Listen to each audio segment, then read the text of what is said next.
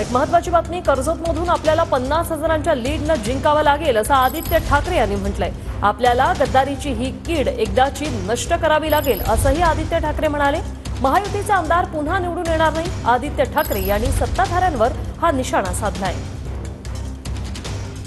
सांगतो इथे महाविकास आघाडीचं सरकार जे येईल तुम्हाला नुसतं इथे कर्जतला 17,000 नाही 25,000 नाही 50,000चा लीड घेऊन तुम्हाला जिंकायला लागेल।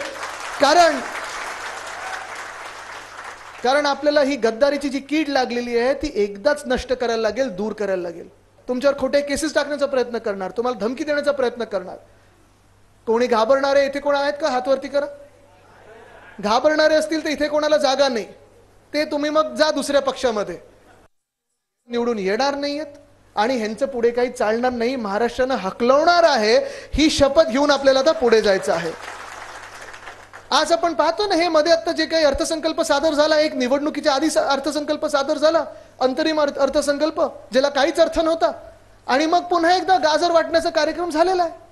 एक तरी विकासाचं काम ह्यांनी केलेलं दाखवा, एक तरी जनहिताचं काम ह्यांनी केलेलं दाखवा, की म्हणून एक तरी योजना ह्यांनी जी आणलेली आहे किंवा घोषित केलेली आहे ती मध्ये कुठेही कोणी पैसे न खाता पूर्ण केलेली दाखवा।